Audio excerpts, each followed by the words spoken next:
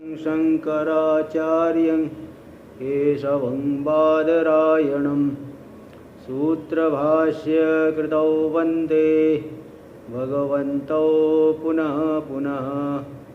ईश्वरो गुरुरात्मेति मूर्तिभेदविभागिने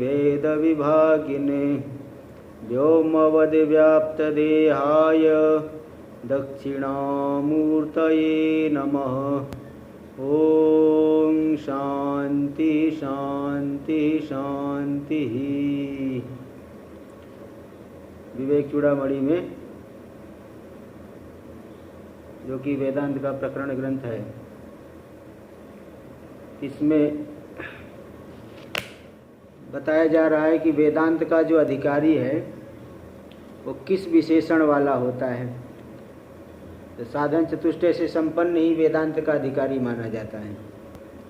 तो चारों साधनों के विषय में बताया जा रहा है कि चारों साधन क्या है, उसका स्वरूप क्या है और इनसे फल क्या मिलता है। क्या साधन चाहिए, साधनों का स्वरूप क्या है, साधनों का फल क्या मिलेगा। विवेक जैसे बताया, विवेक होगा तो वैराग्य होगा, और वैराग्य होगा तभी जो है समाधि षट संपत्ति सम होगा, तो फिर दम उपरति तितिक्षा, तो ये सब बताया जा रहा था। तो यहाँ पे तितिक्षा के बारे में चर्चा चल रही थी। श्लोक नंबर 25, पेज नंबर 18। सहनं सर्व दुखानाम अप्रतीकार पूर्वकम चिंता विलाप रहितम सा तितिक्षा निगद्यते। सभी दुखों का, आध्यात्मिक आदि दैविक आदि भौतिक, ये दुख मिलेंगे, इनके हेतुओं से मिलेंगे। दुख तो दुख के हेतु से मिलेगा। सुख का साधन करोगे तो सुख मिलेगा, और दुख के साधन का उपादान करेंगे तो दुख मिलेगा। तो सभी दुख से दुखों के हेतुओं को सहन कर लेना, अप्रतीकार पूर्वक सहन करना है ना। सहन करना मतलब उसकी उपेक्षा कर देना। सहन करने के यही मतलब है, उपेक्षा कर देना। और प्रतीकार नहीं करना, चिंता विलाप रहितम, बहुत चिंता नहीं, कैसे दूर हो, कैसे ये दूर हो, हे भगवान कैसे नष्ट होगा। और विलाप, हाय मैं मर गया, मैं मारा गया, इतना दुखी हो गया, इनसे रहित होकर के प्रतीकार नहीं करते हुए उन दुखों की उपेक्षा कर देना, इसे कहते तितिक्षा। इसी का हम लोग टीका में देख रहे थे कि कंबल व्यजनादि भी शैत्योष्णादि दुख प्रतिकार लोक सिद्ध। बहुत ज़्यादा ठंडी लग रही है, कंबल ओढ़ लो, जैकेट पहन लो, रजाई ओढ़ लो, ये उपाय तो प्रसिद्ध है। दुख के प्रतिकार किया जाता है इस उपाय के द्वारा। बहुत ज़्यादा गर्मी लग रही है, एसी चालू कर लो, व्यजन यानी पंखा चालू कर लो, हाँ, इस तरह से कूलर चालू कर दो। इस तरह से इनके द्वारा उष्ण आदि दुख का प्रतिकार लोक सिद्ध है। लेकिन ऐसी सामग्री जब नहीं है, इन सामग्री का अभाव होने पर किम अस्माभिर दीन करणीयम, हम लोग तो अत्यंत दीनहीन है, हम क्या कर सकते, क्या करें, कैसे मेरा दुख नष्ट हो, कैसे जो है ठंडी में गर्मी मिले, गर्मी में ठंडी मिले, इस तरह की चिंता। और दूसरा होता है प्रलाप, हाय मारा गया, बहुत जो है ठंडी लग गई, ये हो गया, वो हो गया, तो प्रलाप विलाप। तो ये तो होता है लोक में। लेकिन जो विचार करने वाला व्यक्ति है, विचार साधन तितिक्षाया तथात्वं व्यावर्तयति। विचार का साधन जो तितिक्षा हमारे अंदर आएगा तभी विचार होगा। और ये जो विचार का साधन तितिक्षा, उसका स्वरूप क्या है, सभी दुखों को बिना प्रतिकार किए, चिंता विलाप रहित होकर के वो सहन नहीं करे। इसलिए तथात्व यानी यहाँ प्रतिकार नहीं होगा, यहाँ चिंतन नहीं करना है, यहाँ विलाप नहीं करना है, तो तथात्व का व्यावर्तन कर लिए। यहाँ पे कर रहे हैं कि अप्रतीकार पूर्वकम चिंता विलाप रहितम यत् सहनम, उन सभी दुखों को दुखों के हेतुओं को, हाँ, जो है प्रतिकार नहीं करते। प्रतिकार करने के लिए नाना प्रकार के श्रम करना पड़ता है, तो कोई ऐसा प्रयत्न नहीं करते हुए चिंता विलाप रहित, चिंता और विलाप से रहित होकर के जो सहन कर लेना, सा तितिक्षा थी। दुखानाम दुख हेतु शीतोष्ण आदि नाम। दुख मतलब दुख का हेतुओं को सहन कर लेना, शीत ठंडी गर्मी इन सभी को सहन कर लेना बिना प्रतिकार किए, बिना चिंता विलाप। चिंता विलाप आदि सहितस्य मनसा। बोले चिंता विलाप करके सहन कर देंगे तो क्या क्या समस्या हो जाएगी? थोड़ा चिंतन करेंगे, थोड़ा विलाप करेंगे, विलाप भाई चिंतन होगा, कैसे दुख दूर करें? इसके सहित जो मन है उसमें विचार से दूरापास तत्वात्, ऐसा मन तो उसमें विचार तो दूर से ही अपास्त है, दूर से ही नहीं है। चिंता विलाप आदि सहित मन में विचार तो दूरापास्त, दूर से ही उसमें विचार हो नहीं सकता। इसलिए कह दिए कि चिंता विलाप रहित होकर के विचार करना है।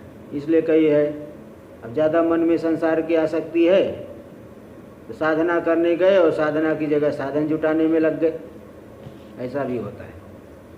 गए तो साधना करने और साधना की जगह वहाँ साधन ही जुटाने लग गए, नाना प्रकार की भोग की सामग्री। तो भाई ऐसे जो है तो विचार तो बड़ा दूर से ही अपास्त हो गया। जो स्थिति है, जो स्थिति मिल रही है उसी में सामंजस्य करके विचार करना है। साधन इकट्ठे करने लगे तो फिर ज़्यादा कोई लाभ नहीं हो पाएगा। इसलिए कहती है कि विचार से दूरापास्त तत्वात्, ऐसे लोगों को विचार तो दूर से ही अपास्त हो गया, दूर से ही निराकृत हो गया। ते है तितिक्षा का स्वरूप। अब इसके आगे है श्रद्धा। श्रद्धा किसे कहते हैं, यहाँ भगवान भाष्यकार अपने शब्दों में बता रहे हैं। इदानीं वस्तुपलब्ध्या साधारण कारणम श्रद्धाम निरूपयति। वस्तु की, परमात्मा की प्राप्ति का असाधारण कारण है श्रद्धा।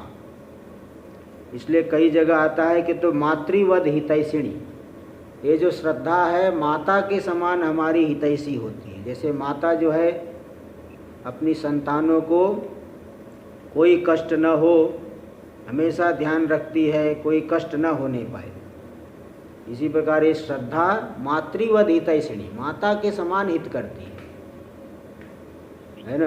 तो इसलिए बहुत उपयोगी है। तो ऐसी श्रद्धा का निरूपण कर रहे हैं। क्या है श्रद्धा, इसको यहाँ दिखा रहे हैं। शास्त्रस्य 26वां श्लोक, श्लोक नंबर 26 उच्चारण किया जाए। शास्त्रस्य गुरुवाक्यस्य सत्यबुद्ध्यावधारणा सा श्रद्धा कथिता सद्भिः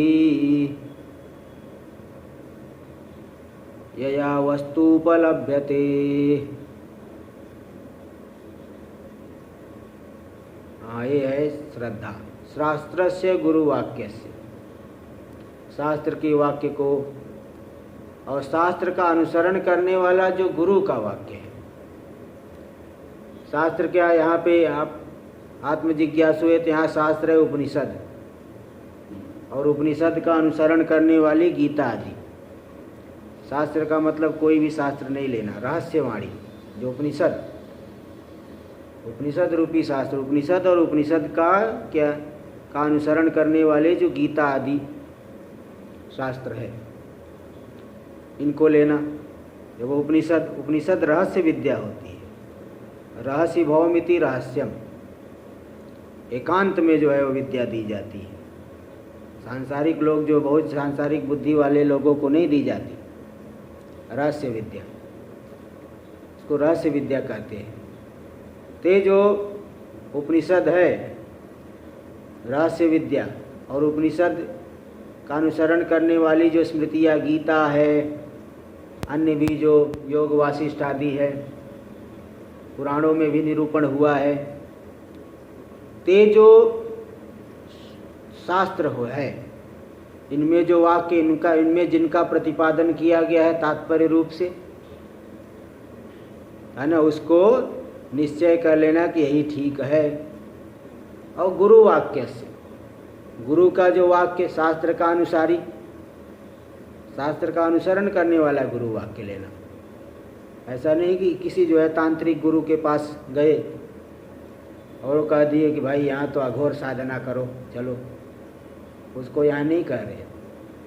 अथवा कोई गुरु ऐसे भी हो सकते हैं, अरे जो शास्त्र में लिखा है उधर उसकी छोड़ो, मैं तुम्हें एक दूसरी बात बताता हूँ। तो भाई जो दूसरी बात बताने वाले गुरु है उधर से तो हाथ जोड़ लेना ही ठीक है। तो इसलिए शास्त्र और शास्त्र का अनुसारी जो अनुसरण करने वाला गुरु का वाक्य, उस वाक्य में सत्य बुद्ध्यावधारणा, सत्य बुद्धि से निश्चय कर लेना कि यही ठीक है। जैसे शास्त्र का राय के एकमेवा द्वितीयम ब्रह्म, ब्रह्म सत्यम जगत मिथ्या, एक परमात्मा ही सत्य है, जगत मिथ्या है। तो सीधी सी बात है कि भाई साधा व्यक्ति सोचेगा ऐसा कैसे हो सकता है। तो लेकिन जो श्रद्धालु होगा वो कहेगा नहीं, हमारी इंद्रियां धोखा दे सकती है लेकिन शास्त्र हमें धोखा नहीं दे सकता, है ना। क्योंकि इंद्रियों में सच्चाई को देखने की पूरी क्षमता नहीं है। इंद्रियों में ही अगर सच्चाई को देखने की सब क्षमता होती तो आपको भ्रांति क्यों होती है? नाना प्रकार की भ्रांति हो जाती है। वो भ्रांति क्यों होती है? शत्रु को मित्र समझ लेते हो, मित्र को शत्रु समझ लेते हो। जो आपका हितैषी है उसको अनिष्ट करने वाला मान लिए, अनिष्ट करने वाले को हितैषी मान लिए। भाई आप अगर आपकी इंद्री में ही सब कुछ जानने की क्षमता है तो ऐसी भ्रांति आपको क्यों होती है? इससे सिद्ध हो रहा है कि इंद्रियों में सच्चाई को देखने की क्षमता नहीं है। चंद्रमा का परिमाण बहुत बड़ा है लेकिन आपको कितना छोटा दिखता है। सूर्य बहुत बड़ा है लेकिन आपको बहुत छोटा दिखता है। तो जो चीज़ हमें इंद्री से दिख रही है वही की वही सत्य है, ऐसा नहीं कहा जा सकता। इंद्रियों में पूरी सच्चाई को देखने की क्षमता नहीं है। इसलिए भले हमें इंद्रियों से विपरीत बात मालूम पड़ रही है, फिर भी शास्त्र में जो बात कही गई है वही सत्य है। शास्त्र कभी धोखा नहीं दे सकता, गुरु वाक्य कभी हमें धोखा नहीं दे सकता। इस तरह से सत्य बुद्धि से निश्चय कर लेना, अबाधित रूप से निश्चय कर लेना, सा श्रद्धा कथिता सद्भिः, ऐसे इसको जो है सज्जनों ने श्रद्धा कहा है। देखो यहाँ सज्जनों ने कह दिया, मतलब दुर्जन लोग क्या कहते, ये तो अंधश्रद्धा है। बोले ये लोग तो अंधश्रद्धा है, अंधविश्वासी है, उटपटांग जो है वो दुर्जन लोग तो कुछ भी बोलेंगे, अंधश्रद्धा है, ऐसा है वैसा है। दुर्जन लोग कुछ भी बोले, लेकिन सज्जन लोग यही कहते हैं कि भाई देखिए शास्त्र में जो बात है गुरु की वाक्य है वही ठीक है, उसमें उसी को है सत्य बुद्धि से निश्चय करो, यही श्रद्धा है ना। और ये श्रद्धा बहुत ही तैसी बता दिया, श्रद्धावान लभते ज्ञानम तत्पर संयतेन्द्रिय, गीता में आ गया। ज्ञान किसे होगा? श्रद्धालु को होगा। और दूसरी एक बात और भी है कि ये जो श्रद्धा है हमारे अंदर स्वाभाविक रूप से होती है, लेकिन व्यक्ति गलत अगर संग करे तो वह श्रद्धा जो है दूषित हो जाती है, कुतर्क करने लगता है। जैसे बाल्यावस्था में लोगों ने बताया तुम्हारी माँ है तो तुमने मान लिया। ऐसा थोड़ी किसी हॉस्पिटल में सर्टिफिकेट लेने गए कि मेरी माँ है कि नहीं है, ये तुम्हारे पिता है, ये तुम्हारे चाचा है, सब के सब मान लिए। ये आँख है, ये नाक है, ऐसा तो नहीं कहा कि आँख को नाक बोलो, नाक को आँख बोलो। वहाँ व्यक्ति कुतर्क नहीं करता, जैसे का तैसे मान लिया है। लेकिन यहाँ पे बहुत कुतर्क करते हैं लोग। तो श्रद्धा तो स्वाभाविक रूप से बाल्यावस्था से जो हमें बताया गया हमने आँख बंद करके मान लिया, वहाँ बिल्कुल कोई तर्क वितर्क कुतर्क नहीं किया, है ना। तो इसी प्रकार यहाँ पे भी यहाँ जो बातें बताई जाती उसको भी मान लो, सत्य बुद्धि से निश्चय करो। लौकिक बातों से अधिक तुम्हारा हित करेगा ये।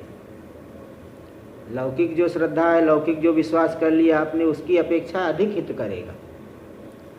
इसलिए शास्त्र और गुरु के वाक्य को सत्य बुद्धि से निश्चय करना बिल्कुल ठीक कह रहे हैं, जो कह रहे एकदम सही है।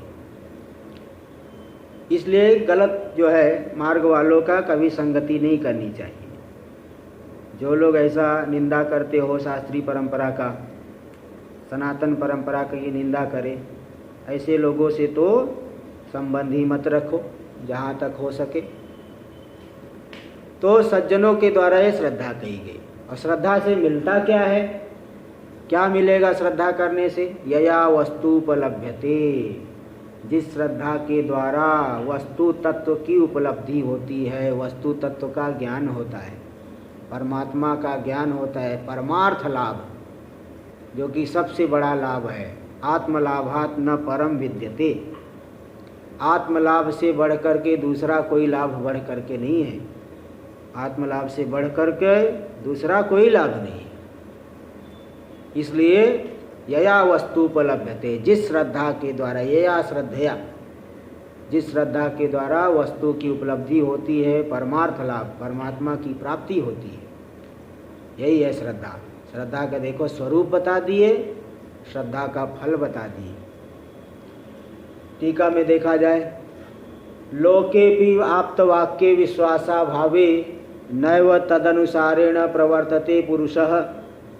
लोक में भी अगर वाक्य में विश्वास नहीं है तो पुरुष वहाँ प्रवृत्ति नहीं करता है।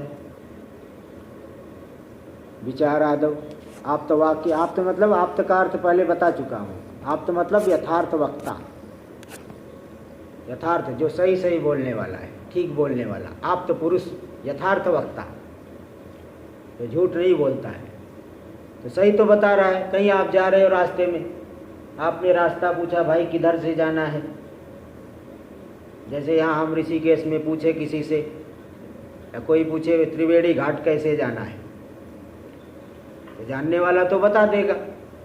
अगर आपको श्रद्धा नहीं है तो वो व्यक्ति प्रवृत्त नहीं होगा। श्रद्धा होगी तभी प्रवृत्त होगा। डॉक्टर ने दवाई बताया, बीमारी है, दवाई तो बता दिया। अब कोई सोचेगा, अरे इतनी छोटी सी दवाई क्या करेगी? बताओ, 2-2 किलो भोजन करता हूँ तब तृप्ति होती है, और ये जो है 10 ग्राम की भी दवाई नहीं है, कर क्या लेगी? इस 10 ग्राम की भी जो दवाई नहीं, वो क्या करेगी? क्या हट फेंक देता हूँ, फेंक दिया। बताओ, दवाई खाया नहीं, कि 10 ग्राम की दवाई क्या कर लेगी? तो अगर श्रद्धा न हो तो फिर स्वास्थ्य लाभ नहीं हो पाएगा। श्रद्धा करते हैं तभी स्वास्थ्य लाभ होता है। दवाई का, औषधि का सेवन करते हैं, स्वास्थ्य लाभ होता है। श्रद्धा नहीं करते हैं तो स्वास्थ्य लाभ नहीं होता है। ये बात तो एकदम देखी जाती है, प्रत्यक्ष अनुभव होता है। इसलिए हर एक जगह श्रद्धा करनी पड़ती है, चाहे लोक व्यवहार हो चाहे शास्त्रीय व्यवहार। बिना श्रद्धा के आप आगे नहीं बढ़ पाएंगे। इसलिए लोकेपि आप्तवाक्ये विश्वासा भावे, लोक में भी जो यथार्थ वक्ता है उसकी बात पे विश्वास नहीं होती तो उसके अनुसार व्यक्ति प्रवृत्त नहीं होता, विचार आदि नहीं करता, कोई कार्य नहीं करता है। किमूत अतीन्द्रियार्थे, अतीन्द्रिय शास्त्रार्थे, और ये जो शास्त्र का अर्थ है, परमात्मा एक अद्वितीय ब्रह्म है, एक ही आत्मा है, सभी जीवों का वो स्वरूप है, पूरा संसार कल्पित है, ये तो अतीन्द्रिय अर्थ है, इंद्रियों के द्वारा दिखता नहीं है। और यहाँ विश्वास नहीं करोगे तो दूसरा क्या कारण है बताओ? दूसरा तो कोई रास्ता ही नहीं बचता यहाँ पे, ये वन वे है बिल्कुल। अतः सा परम कारणम, इसलिए वो जो श्रद्धा है परमार्थ में आगे बढ़ने के लिए सबसे बड़ा कारण है, श्रेष्ठ कारण। इसलिए मातृवध हितैषिणी, जगह जगह भाष्य आदि ग्रंथों में इस शब्द का प्रयोग किया जाता है। भाष्यकार भगवान मातृवध हितैषिणी उक्तम ही गीतायाम, देखो गीता में भगवान श्री कृष्ण ने भी कह दिया, अश्रद्धाना पुरुषा धर्मस्यास्य परं तप अप्राप्य माम निवर्तन्ते मृत्यु संसार वर्तमनि। इस धर्म का जो मैंने ज्ञान बताया, इस ज्ञान रूपी धर्म को जो लोग श्रद्धा नहीं करते हैं तो क्या होता है? अपने ही पैर पे कुल्हाड़ी मारते हैं, दूसरे का क्या नुकसान करोगे? कोई सोचे अरे हम नहीं, जो है हमको नहीं विचार करना है, हमको ये नहीं धर्म नहीं करना है, तो भाई दूसरे का क्या नुकसान करोगे आप, अपना ही नुकसान करोगे, है ना। 84 लाख योनियाँ है, बहुत वैकेंसी है सबके लिए, वहाँ वैकेंसी बहुत है, सब जो है सेटल होना पड़ेगा फिर वहीं पे। तो इसलिए श्रद्धा तो करना ही पड़ेगा, आगे बढ़ना है तो मन मार के करना पड़ेगा, है ना, अगर आपको आगे बढ़ना है तो अश्रद्धानः पुरुषा, जो श्रद्धालु लोग नहीं है इस आत्मज्ञान रूपी धर्म के प्रति श्रद्धा ने, हे परंतप, परम शत्रुओं को तपाने वाले अर्जुन, इस ज्ञान रूपी धर्म में अगर श्रद्धा नहीं है तो अप्राप्य माम निवर्तन्ते, मुझे नहीं प्राप्त करेंगे। तो क्या प्राप्त करेंगे? मृत्यु संसार वर्तमनि, मृत्यु से युक्त संसार रूपी मार्ग में बारंबार पड़ते हैं, जन्म मृत्यु जरा व्याधि से ग्रस्त होते हैं, नाना प्रकार के कीट पतंग, अब उन नामों को भी क्या लिया जाए, ऐसे जो है योनियाँ हैं, ऐसी योनियों में ही भटकते रहते हैं। अब आप ही समझ लीजिए कि वो भी तो एक योनि है, कोई सर्प है, कीट है, पतंग है, मछली है, मकर है, शेर, बाघ, ये भी तो एक जीव ही है। आखिर उनको उस भाव की प्राप्ति क्यों हुई? उस भाव की प्राप्ति ये इसलिए हुई, कभी न कभी वो भी मनुष्य जन्म में, संसार अनादि काल से है, हर एक योनि में हर एक जीव न जाने कितनी बार जा चुका है, तो वो भी तो जीव है। अब वो वहाँ कैसे पहुँच गया? क्योंकि उसने शास्त्रीय मार्गों का अवलंबन नहीं लिया, न तो धर्म आदि किया और न ही आत्मविचार, तो दूर की बात है। तो फिर ऐसे लोगों के लिए जायस म्रियस, जीवो मरो, यही करते रहो। कैसे लोग अप्राप्य माम, मुझे तो नहीं प्राप्त करते, निवर्तन्ते, निवृत्त हो जाते, दोबारा जो है बारंबार मृत्यु संसार वर्तमनि, मृत्यु से युक्त संसार रूपी मार्ग में बारंबार उनका जो है आवागमन होते रहता है, बहुत कष्ट सहते हैं, है ना। लेकिन देखो मोह, अज्ञान देखो कैसा है, इतना कष्ट सहने पर भी बुद्धि खुलती नहीं है। कई ऐसे होते बारंबार धक्के खाते हैं, लेकिन फिर वही करेंगे, वही मोह से जो है इतने ज़्यादा ग्रस्त रहते हैं। तिथि तो इस तरह से जो श्रद्धा नहीं करते तो उसको इतना नुकसान है, इतनी हानि है।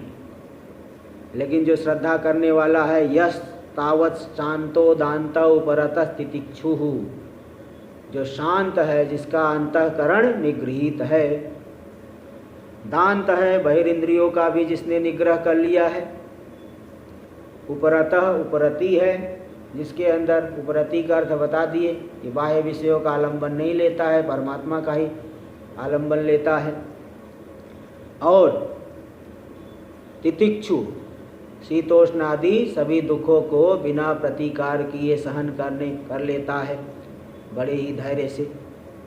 ऐसे व्यक्ति के अंदर दृढ़ श्रद्धा उत्पन्न हो जाती है। बिल्कुल ऐसा ही है, जैसा गुरुजी बता रहे हैं, जो शास्त्र में बताया जा रहा है बिल्कुल ऐसा ही है, भले मुझे समझ में नहीं आ रहा है, बिल्कुल वो मान लेता है।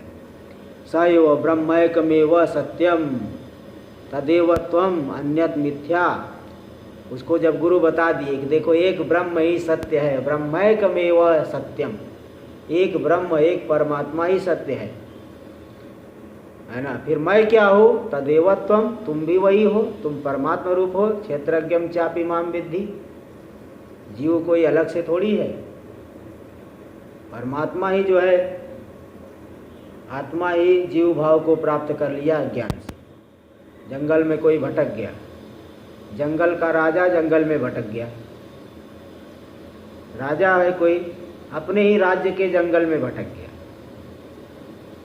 इसी प्रकार ये जीव है, ये पूरे संसार का अधिष्ठान है, लेकिन बताओ स्वयं संसार में मारा मारा घूम रहा है।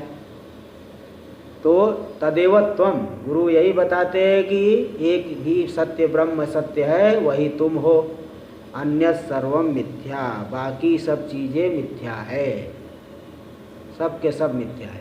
इति गुरुणा वेदांतश्च बोध्यमानम वस्तु। इस तरह से गुरु के द्वारा और वेदांत के द्वारा शास्त्र के आधार पे बोध्यमान जो वस्तु है, बोध्यमान वस्तु अद्वितीय आत्मा परमात्मा, उस पे विश्वसिति विश्वास कर लेता है। विश्वास का स्वरूप यहाँ क्या है? इदम एव एवमेव, यह ऐसा ही है। इदम एवमेव, हमारे गुरुजी जैसा बता रहे हैं बिल्कुल वैसा ही है। शास्त्र में जो बातें बताई जा रही है बिल्कुल वैसी ही है। इसलिए पहले ही बता दिया, हमारी इंद्रियां धोखा दे सकती है, शास्त्र कभी धोखा नहीं दे सकता।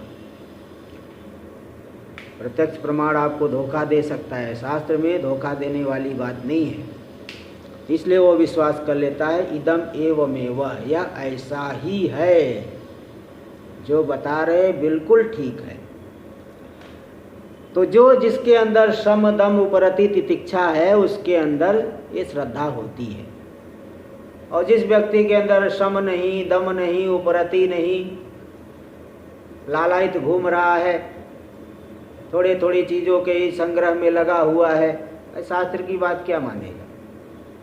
देखो, इसलिए नान्यस्तादृश साधन हीनः, जो अन्य पुरुष है शम दम आदि साधन से रहित है, उसके अंदर श्रद्धा नहीं होती। इति श्रद्धा, इसलिए श्रद्धा तदनंतरम परिगणिता, इसलिए शम दम उपरति तितिक्षा के बाद श्रद्धा को गिना गया। ये साधन होंगे तो श्रद्धा होगी, ये साधन नहीं होंगे तो श्रद्धा नहीं होगी, इसलिए तो बाद में गिने हैं। तो जिसके अंदर शम दम उपरति तितिक्षा नहीं है उसके अंदर श्रद्धा भी नाम मात्र की भले हो जाए, दिखावटी भले हो जाए, लेकिन अब भाई जो है जैसे कुत्ते पूंछ हिलाते हैं, श्रद्धा नहीं होने पर भी कहीं जो है हाँ महाराज आप बड़े अच्छे हैं ऐसे बोल सकता है, भले अंदर से श्रद्धा नहीं है, जो है जान छुड़ा के भागो। तो इस तरह से तो मतलब क्या है कि भाई शम दम उपरति तितिक्षा अगर नहीं है तो श्रद्धा जो है होती नहीं है, और शम दम उपरति तितिक्षा है तो श्रद्धा होगी। इसलिए श्रद्धा की गणना शम दम उपरति तितिक्षा के बाद की गई है। वेद गुरु वेदांत वाक्य विषयणी, कौन सी श्रद्धा? संसार विषयक श्रद्धा नहीं। संसार में तो आपने श्रद्धा कर ही लिया, ये मेरी माँ है, ये मेरे पिता है, वहाँ कौन सा तर्क वितर्क किया आपने? लोगों ने बताया मान लिया, आपने थोड़ी चेक किया था कि मेरी माँ है कि नहीं है, पिता है कि नहीं है। आँख, इसको आँख क्यों बोलते हैं, इसको नाक बोल दो, नाक को आँख बोल दो, ऐसा कभी तर्क वितर्क किया किसी ने? किसी ने नहीं किया।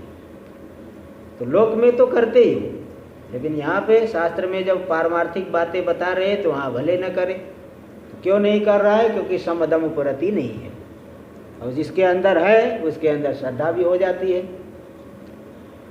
तो कौन से शास्त्र है, किस बात के ऊपर विश्वास करता है, जरा उसको भी बता दीजिए। देखिए, शास्त्रम तत्वमस्यादि शास्त्रम, इसलिए पहले बता दी उपनिषद, और उपनिषद का अनुसरण करने वाले गीता आदि वाक्य।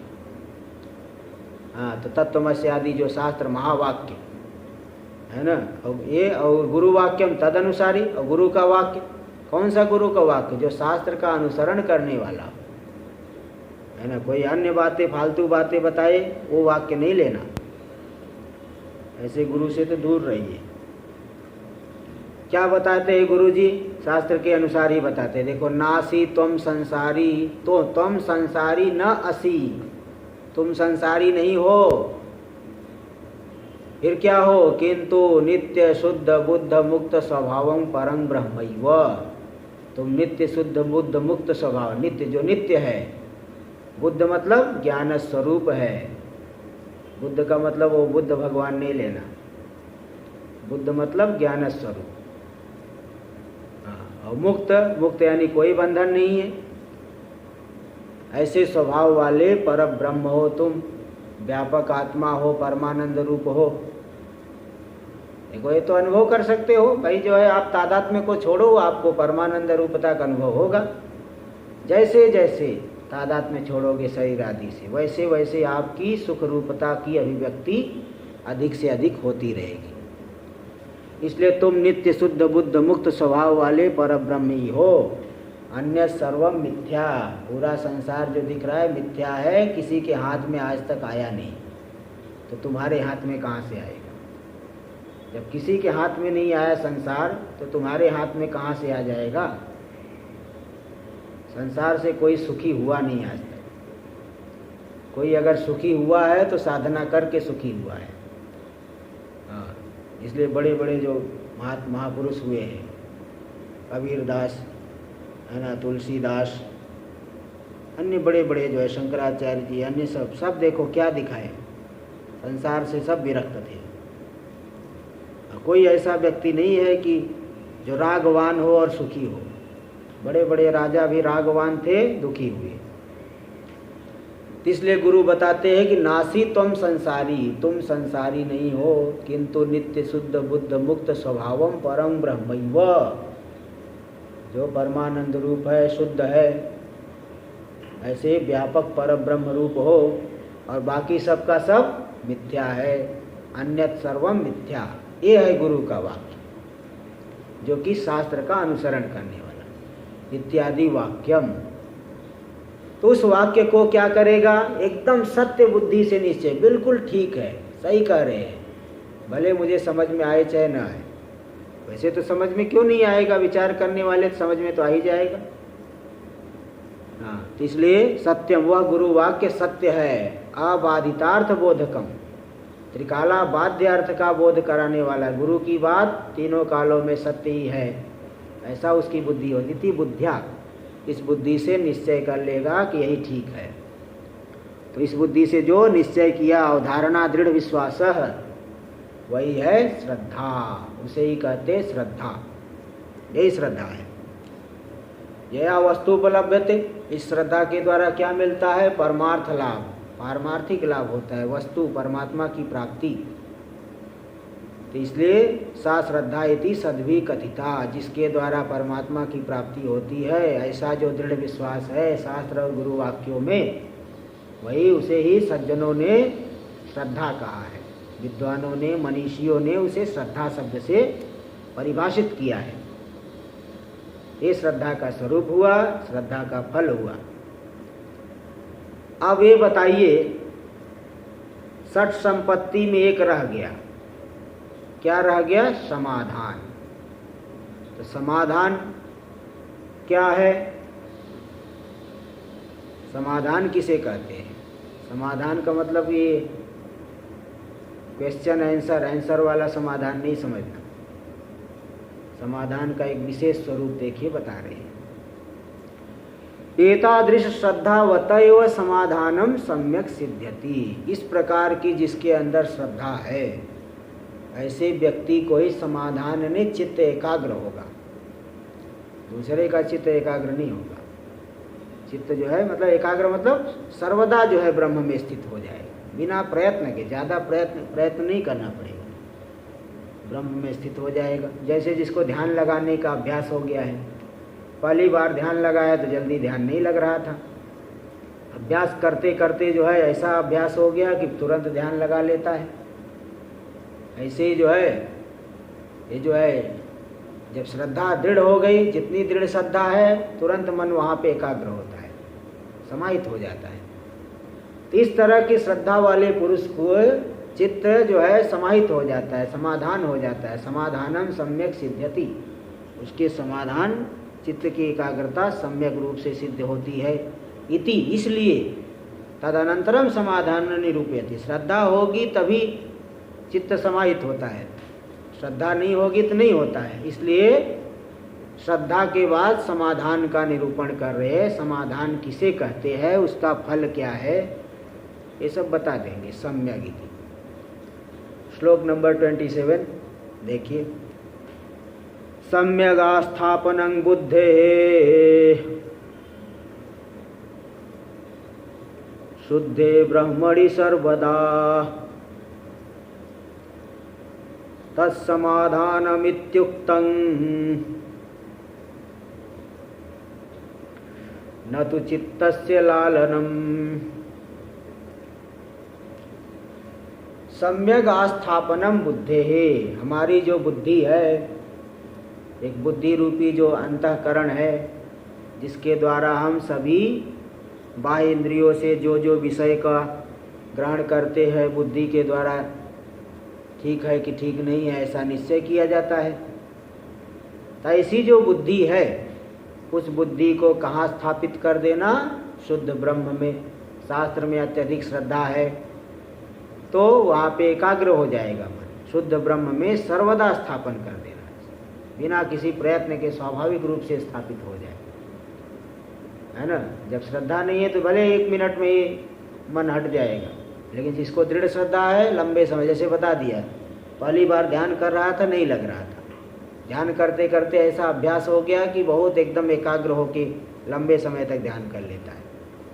इसी प्रकार जिसके अंदर दृढ़ श्रद्धा है वो दीर्घ काल तक उस आत्मा में ही बुद्धि को स्थापित कर देता है। तो बुद्धि को शुद्ध ब्रह्म में सर्वदा, है ना, अन्य व्यापार करते हुए भी बुद्धि जो है वही केंद्रित होनी चाहिए। अब कोई कहेगा कि भाई अन्य व्यापार करते हुए कैसे बुद्धि केंद्रित होगी? तो बस समझिए कि जैसे कोई दुकानदार है, दुकानदार दुकान में बैठ करके सामान बेच रहा है, लेकिन सामान बेचते हुए क्या अपने घर परिवार का चिंतन नहीं करता है? आराम से चिंतन करता है, सामान भी बेचते रहता है, घर में बच्चा क्या कर रहा होगा, माता पिता किस तरह से होंगे, ये सब चिंतन कर लेता है। आप लोग भी कोई जो नौकरी करने वाले हैं वहाँ जाते तो ऐसा तो नहीं है कि दिन भर वही घर का भी चिंतन हो जाता है। जैसे दुकानदार दुकान का सामान बेचते हुए भी घर का चिंतन कर लेता है, ये तो स्वाभाविक रूप से बाल्यावस्था से अभ्यास है। ऐसे जिसका दृढ़ अभ्यास हो तो अन्य आहार विहार आदि के समय में भी ब्रह्म में बुद्धि को स्थापित।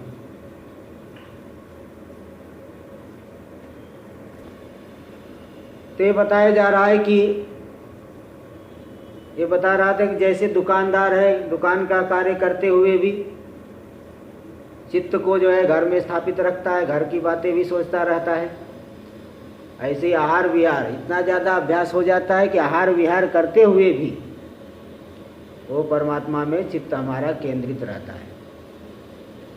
ये स्वाभाविक हो जाता है। भाई अभ्यास जितना प्रबल होगा उतना ही व्यक्ति को किसी कार्य को करने में स्वाभाविकता रहती है, सुविधा होती है, सरलता होती है। जितना ज़्यादा अभ्यास करो, चाहे लौकिक चीज़ का अभ्यास करो चाहे यहाँ की बातों का अभ्यास करिए, जितना ज़्यादा अभ्यास रहेगा मन तुरंत वहाँ पहुँचेगा। अभ्यास नहीं रहेगा तो भले जल्दी न पहुँचे। इसलिए यहाँ बताया गया कि सर्वदा, देखो सर्वदा, नहीं तो आपको कहा महाराज जो है खाना खाते समय कैसे ध्यान होगा, चलते फिरते समय कैसे ध्यान होगा, ये आपको शंका हो सकती है कि यहाँ सर्वदा शब्द कैसे दे दिए कि सदा जो है परमात्मा में मन को लगा के रखना है। तो ये सब अभ्यास का कमाल रहता है। दुकानदार दुकान करते समय भी जैसे सब कर लिया, घर का भी चिंतन कर लिया, ऐसे ही अभ्यास से माताएं जो है भोजन बनाती है, भोजन बनाते बनाते ही न जाने क्या क्या योजना बना लेती है, वहाँ घर में मायके जाना है, ये करना है, वो करना है। ये तो कैसे एकदम सरल सीधी सी बात है, कोई नई बात नहीं है। तो इसलिए जो है एकदम जो है जितना ज़्यादा अभ्यास होता है उतनी ही ज़्यादा सरलता होती है, उतनी ही ज़्यादा आसानी से व्यक्ति वहाँ पे उसका दिमाग पहुँच जाएगा, बुद्धि जो है बहुत ज़्यादा प्रयत्न नहीं करना पड़ेगा। इसलिए यहाँ कह दिए कि सर्वदा बुद्धि को शुद्ध ब्रह्म में स्थापित करना, यही है समाधान। न तो चित्त से लालनम, चित्त को लालन करना, इच्छा पूर्ति करना, ये इच्छा हो गई ये पूरा कर दिया, वो इच्छा हो गई वो पूरा कर लिया। मन में इच्छा आई सिनेमा देखने, चलो सिनेमा देख लिया। मन में इच्छा आई होटल में खाने, चलो होटल में खा लिया। मन में इच्छा आई ये कपड़ा ले लो, ये कपड़ा ले लिया, वो कर दो, वो कर दिया। ये जो इच्छा पूर्ति है, इच्छा पूर्ति हो करके सुख का अनुभव हो रहा है, इसको थोड़ी समाधान कहते हैं। ये तो इच्छा पूर्ति है, चित्त का आप लालन कर रहे हो, है ना, चित्त का लालन। इच्छा पूर्ति, इच्छा पूर्ति को समाधान नहीं कहा जाता। मन में आए वही कर लिए, जो मन में है वही कर लिए, इसको समाधान नहीं कहते। समाधान तो जो है विरक्त जो पुरुष है वही तत्व में केंद्रित करके रखता है, वही समाधान होता है। बाकी इच्छा पूर्ति का नाम, लालन करने का नाम, इसको समाधान नहीं है। टीका में देखा जाए, यद्यपि स्वलक्ष्ये नियतावस्था रूप समापेक्षया भेदो न लक्ष्यते ईदृशे समाधाने। यहाँ पे देख, हाँ जी बोलिए। यहाँ पर जो शुद्धे शुद्धे ब्रह्मणी कहा है वो सगुण ब्रह्म के निर्गुण ब्रह्म में जाना, निर्गुण में, निर्गुण शुद्ध का दिए ना, शुद्ध, शुद्ध का दिए ना, शुद्ध से निर्गुण लेना। तो फिर इसमें और निधिध्यासन में क्या फर्क हुआ? किसमें? निधिध्यासन में समाधान में क्या फर्क है? निधिध्यासन में भी और मतलब वो एक और मतलब उत्कृष्टता आ जाएगी। देखो क्या है ना, ये सब जो बातें बताई जा रही है तो एकदम उत्कृष्ट साधक की बात है, जिसको कि तत्वमसी सुनते ही ज्ञान हो जाएगा। और हम लोगों का मतलब जो है क्या, धीरे धीरे जैसे जैसे श्रवण करेंगे वैसा वैसा आगे बढ़ेंगे, है ना। जैसे जिसके अंदर, देखिए मैं बता दूं, जैसे आज जिस व्यक्ति ने 1000 रुपए की नौकरी कर रहा है, तो 5000 की नौकरी मिल गई, वहां से वैराग्य हो गया, धीरे धीरे वैराग्य होगा कि नहीं। 5000 से फिर 10,000 पे जाए, तो इस तरह से जो है, तो धीरे धीरे जो है सब वैराग्य होता है ना। तो ये मतलब कि ये जो धीरे धीरे करके जो है, जैसे जैसे अन्य थोड़ा श्रम बढ़ा, थोड़ा फिर दम बढ़ेगा, फिर थोड़ा ये, तो जैसे जैसे बढ़ते जाता है ना। अब कोई बोले कि एकाएक वहाँ पहुँच जाऊँगा, तो ऐसा तो नहीं होता है। ये तो उत्कृष्ट बातों को बता रहे, जैसे हर जगह जीवन मुक्त का लक्षण किया जाता है। अब आप कहोगे जीवन मुक्त का लक्षण एकाएक हमको कैसे आएगा, तो धीरे धीरे करके आएगा।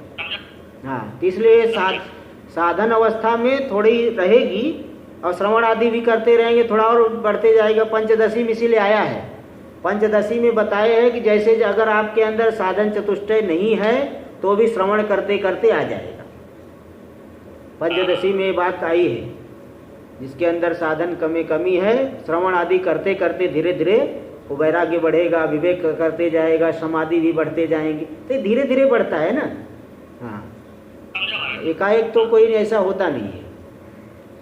चलिए देखिए, अब यहाँ एक शंका उठा रहे हैं, यद्यपि स्वलक्ष्ये नियतावस्था रूप समापेक्षया भेदो न लक्ष्यते। बोले देखिए, जो सम का स्वरूप बताए थे, समाधान भी तो वही है।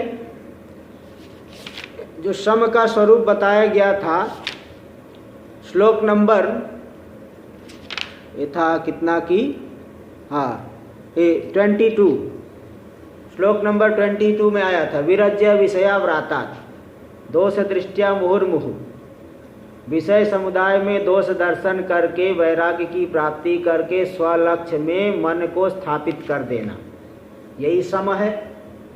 अब देखो, समाधान में भी वही बात बता रहे हैं, तो सम और समाधान में अंतर क्या है? तो देखिए, यद्यपि स्वलक्ष्ये नियतावस्था रूप समापेक्षया, स्वलक्ष्य में मन को स्थापित कर देना यही सम है, और यहाँ भी आप कह रहे एक शुद्ध ब्रह्म में स्थापित कर देना। तो इसलिए सम की अपेक्षा से समाधान का भेद तो नहीं मालूम पड़ रहा है, लक्षित नहीं हो रहा है दृश्य समाधानी। फिर भी थोड़ा अंतर है। अंतर क्या है? थोड़ा क्या अंतर है? तो बता रहे कि तथापि मुहुर्मुहुर दोष दृष्टिया विषयोभ्यो विरज्य स्वलक्ष्ये नियतावस्था। बारंबार जो है दोष दर्शन करके विषय में, विषयों से वैराग्य कर प्राप्त करके स्वलक्ष्य में मन को स्थापित करना, ये सम था। तो वहाँ तो बहुत प्रयत्न की आवश्यकता थी। वहाँ जो है सम दशा में ब्रह्म में सगुण अथवा निर्गुण में स्थापित करने के लिए बहुत प्रयत्न की अपेक्षा थी। लेकिन यहाँ जो है, इसलिए व्याख्या करते समय ही मैं बता दिया कि स्वाभाविक रूप से आपका मन वहाँ स्थापित हो जाएगा, क्योंकि आपका अभ्यास बहुत बढ़ गया है। तो सम की अपेक्षा थोड़ा अंतर आ गया। तो इत्यनेन उस श्लोक के द्वारा वहाँ अभ्यास की आवश्यकता बताई है, और यहाँ जो है अभ्यास उतना नहीं करना पड़ेगा, न्यूनता रहेगी।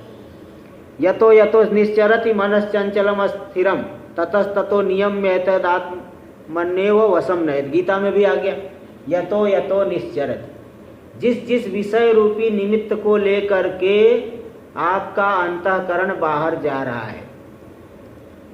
है ना। मनश्चंचलम अस्थिरम, चंचल जो मन, अस्थिर मन है, जिस जिस विषय रूपी निमित्त को लेकर के बाहर भाग रहा है, ततस्ततो नियम में वहाँ से नियमन करके हटा करके आत्मन्येव वशम नयेत्, अपने स्वरूप में ही केंद्रित कर दे। यहाँ इति गीतोक्त रीत्या, तो गीता में जैसे कहा गया है कि जहाँ जहाँ जा रहा है वहाँ से हटा के फिर लगाओ, फिर जा रहा है फिर लगाओ, तो बहुत प्रयत्न करना पड़ता है। वो प्रयत्न वाली अवस्था है सम की अवस्था। इति गीतोक्त रीत्या समावस्थायाम प्रयत्न विशेषो अपेक्षते। इसी गीता में कही गई रीति से समदशा में विशेष प्रयत्न की अपेक्षा होती है, क्योंकि मन उस समय बहुत संकल्प विकल्प कर रहा है, चंचल है। तो संकल्प विकल्पात्मक से मनसा स्थिरीकरणे, संकल्प विकल्पात्मक मन को स्थिर करने में बहुत से प्रयत्न की आवश्यकता है समदशा में। लेकिन यहाँ पे समाधान दशा में उतने प्रयत्न की अपेक्षा नहीं है, इसलिए थोड़ा अंतर आ गया। अतएव अत्र अध्यवसायात्मिका बुद्धि, इसलिए यहाँ पे जो अध्यवसायात्मिका बुद्धि है, निश्चयात्मिका बुद्धि, उसका शुद्धे ब्रह्मणि सम्यक स्थापनम, शुद्ध ब्रह्म में सम्यक रूप से पूरी तरह से स्थापन करना सर्वदा, इसलिए सर्वदा बताया था। और सर्वदा कैसे होगा ये भी बता दिया आपको, है ना। जितना ज़्यादा अभ्यास करोगे, आहार विहार इन सभी समय पे चिंतन होगा फिर, तो सर्वदा। तो यहाँ पे उतना ज़्यादा प्रयत्न की अपेक्षा नहीं है जितना सम में प्रयत्न की अपेक्षा है, इसलिए दोनों में अंतर आ गया। इत्यनेन संकल्प विकल्प विनिर्मुक्तत्वम अंतःकरणस्य प्रकृते कथितम भवत्। तो प्रकृति में समाधान का कथन करते समय अंतःकरण जो है संकल्प विकल्प से रहित है, इसलिए बुद्धि शब्द का यहाँ प्रयोग किया गया। निश्चयात्मिका बुद्धि निश्चित संकल्प विकल्प से रहित है, उसको शुद्ध ब्रह्म में स्थापित कर देना। अतएव मनस शब्दम विहाय, इसीलिए इस यहाँ पे इस श्लोक में भगवान भाष्यकार ने मन शब्द को छोड़ करके, है ना, क्या शब्द का प्रयोग किए? बुद्धि, बुद्धि शब्द। हाँ, विहाय निर्णयात्मक वृत्ति मत बुद्धि शब्द प्रायोजी। मन शब्द को छोड़ करके निर्णयात्मक निश्चयात्मिका वृत्ति वाली जो बुद्धि है, उस बुद्धि शब्द का प्रयोग भगवान भाष्यकार ने किया है ना। इसलिए नहीं तो मन यहाँ भी मन कह देते, लेकिन मन का प्रयोग नहीं किया उन्होंने, बुद्धि शब्द का प्रयोग किया है। इसलिए यहाँ ये द्योतित हो रहा है कि सम दशा में बहुत प्रयत्न की अपेक्षा है, समाधान दशा में उतने प्रयत्न की अपेक्षा नहीं है। और रही बात जो निधिध्यासन, तो निधिध्यासन तो मनन करने के बाद निश्चयात्मिका वहाँ स्वाभाविक रूप से वृत्ति चलती है, ऐसा वार्तिक में आया है। और अनेक और जो है कई आचार्यों ने अलग अलग अर्थ किया है। तो बस यही समझिए कि ये तो उत्कृष्ट भूमि वाले की बात बता रहे हैं और धीरे धीरे सभी के अंदर आता है। चलिए आगे।